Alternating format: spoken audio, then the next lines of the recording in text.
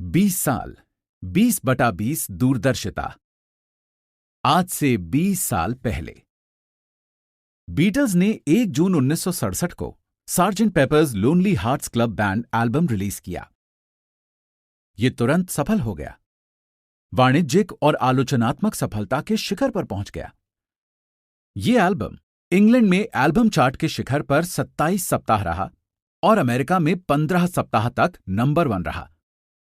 Time magazine ने sergeant papers को संगीत की प्रगति में एक ऐतिहासिक मोड़ कहा था। इसने 1968 में 4 ग्रैमी अवार्ड्स जीते, साथ ही एल्बम ऑफ द ईयर भी जीता। ये सम्मान पाने वाला ये पहला रॉक एल्बम था। रिच डैड पुअर डैड मेरे 50वें जन्मदिन पर 8 अप्रैल 1997 को रिलीज हुई थी। द बीटल्स कहानी के विपरीत ये पुस्तक तुरंत सफल नहीं हुई, ना तो वाणिज्यिक दृष्टि से, न ही आलोचनात्मक दृष्टि से। वास्तव में पुस्तक के प्रकाशन और इसके बाद उठे आलोचना के तूफान इसके एकदम विपरीत थे। रिच डैड पुअर डैड को मूलतः स्वयं प्रकाशित किया गया था, क्योंकि हम जिस भी पुस्तक प्रकाशक के पास गए, हर एक ने मेरी पुस्तक को ठुकरा दिया। अस्वीकृति के कुछ पत्रों में इस तरह की टिप्पणियां थीं। आप ये नहीं जानते कि आप किस बारे में बात कर रहे हैं। मैंने सीखा कि ज्यादातर प्रकाशक मेरे अमीर डैडी के बजाय मेरे उच्च शिक्षित गरीब डैडी की तरह अधिक थे। ज्यादातर प्रकाशक पैसे के बारे में मेरे अमीर डैडी के सबकों से सहमत नहीं थे, मेरे गरीब डैडी की तरह। 20 साल बाद 1997 में रिच डैड पुअर डैड एक चेतावनी थी, भविष्य के बारे में सबकों की पुस्तक। 20 साल बाद संसार के करोड़ों लोग मेरे अमीर डैडी की भविष्य के बारे में चेतावनियों और सबकों के बारे में ज्यादा जागरूक हो चुके हैं। 20/20 दूरदर्शिता के साथ कई लोगों ने कहा है कि उनके सबक भविष्यदर्शी थे, भविष्यवाणियां सच हो गईं। इनमें से कुछ सबक ये हैं। अमीर डैडी का सबक 1, अमीर लोग पैसे के लिए काम नहीं करते। 20 साल पहले कई प्रकाशकों ने मेरी पुस्तक को अस्वीकार कर दिया था, क्योंकि वे अमीर डैडी के पहले सबक से सहमत नहीं थे। आज लोग अमीरों और बाकी हर व्यक्ति के बीच की बढ़ती खाई के बारे में ज्यादा जागरूक हैं। 1993 और 2010 के बीच अमेरिका की राष्ट्रीय आमदनी में 50% से ज्यादा वृद्धि सबसे दौलतमंद 1% लोगों के पास गई। तब से स्थितियां बदतर ही हुई हैं। यूनिवर्सिटी ऑफ कैलिफोर्निया के अर्थशास्त्रियों ने पाया है कि 2009 और 2012 के बीच 95% आय उन्हीं सबसे दौलतमंद 1% व्यक्तियों के पास गई। सबक: आय में वृद्धियां कर्मचारियों के नहीं, उद्यमियों और निवेशकों के पास जा रही हैं, उन लोगों के पास नहीं जो पैसे के लिए काम करते हैं। अमीर डैडी का सबक: बचत करने वाले पराजित होते हैं। 20 साल पहले ज्यादातर प्रकाशक अमीर डैडी के इस सबक से पुरजोर तरीके से असहमत थे। गरीब और मध्य वर्ग के लिए पैसे बचाना एक धर्म है, गरीबी से आर्थिक मुक्ति है और क्रूर संसार से सुरक्षा है। कई लोगों को तो ऐसा लगा जैसे बचत करने वालों को पराजित कहना ईश निंदा है। सबक: एक चित्र 1000 शब्दों जितना मूल्यवान होता है। डाउ जोन्स इंडस्ट्रियल एवरेज के 120 सालों के चार्ट पर नजर डालें और आपको दिख जाएगा कि बचत करने वाले क्यों और कैसे पराजित होते हैं। चार्ट दिखाता है कि इस नई सदी के शुरुआती 10 वर्षों में शेयर बाजार में 3 भारी क्रैश हुए हैं। इसके चार्ट को देखने के लिए आप साथ में दी गई PDF फाइल के पेज नंबर 1 को देखें। पहला क्रैश सन 2000 के आसपास का .com क्रैश था, दूसरा क्रैश 2007 का रियल एस्टेट क्रैश था और तीसरा 2008 का बैंकिंग क्रैश था। 1929 का भीमकाय क्रैश। जब आप 1929 के भीमकाय क्रैश की तुलना 21वीं सदी के पहले 3 क्रैशों से करते हैं, तो आपको यह समझ आता है कि इस सदी के पहले 3 क्रैश सचमुच कितने भीमकाय थे। इसके चार्ट को देखने के लिए आप साथ में दी गई PDF फाइल के पेज नंबर 1 को देखें। नोट छापना।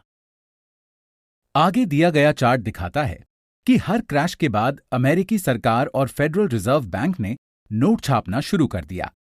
इस चार्ट को देखने के लिए आप साथ में दी गई पीडीएफ फाइल के पेज नंबर 2 को देखें। अमीर को बचाना। 2000 से 2016 के बीच अर्थव्यवस्था को बचाने के नाम पर पूरे संसार के बैंक ब्याज दरों में कटौती करते रहे और नोट छापते रहे। हालांकि हमारे लीडर हमें यह विश्वास दिलाना चाहते थे कि वे संसार को बचा रहे थे, लेकिन सच्चाई तो ये थी कि अमीर लोग खुद को बचा रहे थे और गरीब तथा मध्यवर्गीय लोगों को बस के नीचे फेंक रहे थे। आज कई देशों में ब्याज दर 0 से भी कम है, इसीलिए बचत करने वाले पराजित होते हैं। आज सबसे ज्यादा पराजित लोग गरीब और मध्यवर्गीय हैं, जो पैसे के लिए काम करते हैं और पैसे बचाते हैं। अमीर डैडी का सबक। आपका मकान संपत्ति नहीं है। 20 साल पहले 1997 में मुझे अस्वीकृति की पर्ची भेजने वाले हर प्रकाशक ने अमीर डैडी के इस सबक की आलोचना की कि आपका मकान संपत्ति नहीं है। 10 साल बाद 2007 में जब सब प्राइम कर्जदारों ने अपने सब प्राइम मॉर्गेज की किस्त चुकाना बंद कर दी, तो संसार का रियल एस्टेट बुलबुला फूट गया और करोड़ों मकान मालिकों को इस सबक की सच्चाई कठोर तरीके से पता चली। उनका मकान सचमुच संपत्ति नहीं था। असली समस्या। ज्यादातर लोग ये नहीं जानते कि रियल एस्टेट क्रैश वास्तव में रियल एस्टेट क्रैश नहीं था। रियल एस्टेट क्रैश गरीब लोगों की वजह से नहीं हुआ था, ये तो अमीरों की वजह से हुआ था। अमीरों ने वित्तीय जुगाड़ करके डेरिवेटिव्स नामक प्रोडक्ट बनाए, जिन्हें वॉरेन बफे ने सामूहिक वित्तीय विनाश के हथियार कहा है। जब सामूहिक विनाश के इन वित्तीय हथियारों में विस्फोट हुआ, तो रियल एस्टेट मार्केट क्रैश हो गया और दोष गरीब सब प्राइम कर्ज लेने वालों पर मढ़ा गया। 2007 में वित्तीय डेरिवेटिव्स में लगभग $700 ट्रिलियन थे। आज ये अनुमान लगाया जाता है कि वित्तीय डेरिवेटिव्स में 1.2 क्वाड्रिलियन हैं। दूसरे शब्दों में, असली समस्या कम नहीं हुई है, बल्कि ज्यादा बढ़ गई है।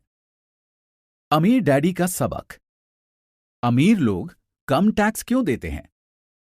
20 साल पहले कई प्रकाशकों ने यह उजागर करने के लिए रिच डैड पुअर डैड की आलोचना की थी कि अमीर लोग टैक्स में कम कैसे और क्यों देते हैं। एक ने कहा कि यह सबक गैर कानूनी है। 10 साल बाद 2007 में राष्ट्रपति बराक ओबामा पूर्व गवर्नर मिट रोमनी के खिलाफ पूर्व चुनाव के लिए खड़े हुए। जब यह उजागर किया गया कि राष्ट्रपति ओबामा ने अपनी आमदनी का लगभग 30% टैक्स में दिया और गवर्नर रोमनी ने 13% से कम दिया, तो मिट रोमनी की वो नीचे गिरने वाली ढलान शुरू हुई, जिसके बाद वे चुनाव हार गए। एक बार फिर टैक्स 2016 के अमेरिकी राष्ट्रपति चुनाव में केंद्र बिंदु बन गया। मिट रोमनी और राष्ट्रपति डोनाल्ड ट्रंप कानूनी रूप से कम टैक्स क्यों देते हैं, ये पता लगाने के बजाय गरीब और मध्य वर्गीय लोग नाराज हो जाते हैं। हालांकि राष्ट्रपति ट्रंप गरीबों और मध्य वर्ग के लिए टैक्स कम करने का वादा करते हैं, लेकिन सच तो यह है कि अमीर लोग टैक्स में हमेशा कम चुकाएंगे। अमीर लोग कम टैक्स देते हैं। इसका कारण अमीर डैडी के सबक क्रमांक 1 में मिलता है। अमीर लोग पैसे के लिए काम नहीं करते। जब तक कोई व्यक्ति पैसे के लिए काम करता है, वो टैक्स चुकाएगा। जब राष्ट्रपति पद की उम्मीदवार हिलरी क्लिंटन अमीरों पर टैक्स बढ़ाने का वादा कर रही थी, तो वे असली अमीरों पर नहीं, बल्कि ऊंची आमदनी वाले लोगों जैसे डॉक्टरों, अभिनेताओं और वकीलों पर टैक्स बढ़ाने का वादा कर रही थी। 20 साल पहले। हालांकि रिच डैड पुअर डैड तुरंत सफल नहीं हुई, जैसे कि the Beatles sergeant pepper's album हुआ था, लेकिन रिच डैड पुअर डैड वर्ष 2000 तक the New York times best seller सूची में पहुंच गई और लगभग 7 साल तक उस सूची में बनी रही। इसके अलावा वर्ष 2000 में ओपरा विन्फ्री का फोन आया। मैं पूरे 1 घंटे तक ओपरा कार्यक्रम में रहा और जैसा लोग कहते हैं, बाकी इतिहास है। रिच डैड पुअर डैड इतिहास की नंबर 1 व्यक्तिगत वित्त पुस्तक बन चुकी है और पूरे संसार में रिच डैड सीरीज की लगभग 4 करोड़ पुस्तकें बिक चुकी हैं। क्या सचमुच कोई अमीर डैडी थे?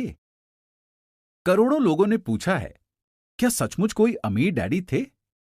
इस प्रश्न का जवाब देने के लिए आप अमीर डैडी के बेटे माइक की बातें सुन सकते हैं, जब वे रिच डैड रेडियो शो पर अतिथि के रूप में आए थे। आप richdadradio.com पर जाकर वो प्रोग्राम सुन सकते हैं। Rich dad graduate school. Rich dad poor dad यथासंभव सरल लिखी गई थी, ताकि हर व्यक्ति मेरे अमीर डैडी के सबकों को समझ सके। जो लोग ज्यादा जानना चाहते हैं, 20 वर्ष के समारोह के हिस्से के रूप में उनके लिए मैंने लिखी Why the Rich Are Getting Richer. What is Financial Education Really? Why the Rich Are Getting Richer ज्यादा विस्तार और स्पष्टता से बताती है कि अमीर डैडी ने अपने बेटे और मुझे पैसे और निवेश के बारे में क्या सिखाया। Why the Rich Are Getting Richer graduate विद्यार्थियों की रिच डैड पुअर डैड है। ये रिच डैड विद्यार्थियों के लिए ग्रेजुएट स्कूल है। एक चेतावनी और एक आमंत्रण। हालांकि मैंने why the rich are getting richer को यथासंभव सरल रखने की पूरी कोशिश की थी, लेकिन अमीर लोग सचमुच जो करते हैं वो आसान नहीं है, ना ही उसे समझना आसान है। अमीर लोग सचमुच जो करते हैं उसके लिए असली वित्तीय शिक्षा की जरूरत होती है, जो हमारे स्कूलों में नहीं सिखाई जाती। मैं सुझाव देता हूं कि पहले आप रिच डैड पुअर डैड पढ़ें। इसके बाद अगर आप और ज्यादा जानना चाहते हैं तो शायद why the rich are getting richer आप ही के लिए है। 20 बेहतरीन वर्षों के लिए आपको धन्यवाद। अतीत, वर्तमान और भविष्य के मेरे सभी पाठकों को द रिच डैड कंपनी के हम सभी लोगों की ओर से 20 बेहतरीन वर्षों के लिए आपको धन्यवाद। मानवता के वित्तीय कल्याण को ऊपर उठाना हमारा मिशन है, और ये एक समय में एक जीवन और एक व्यक्ति से शुरू होता है।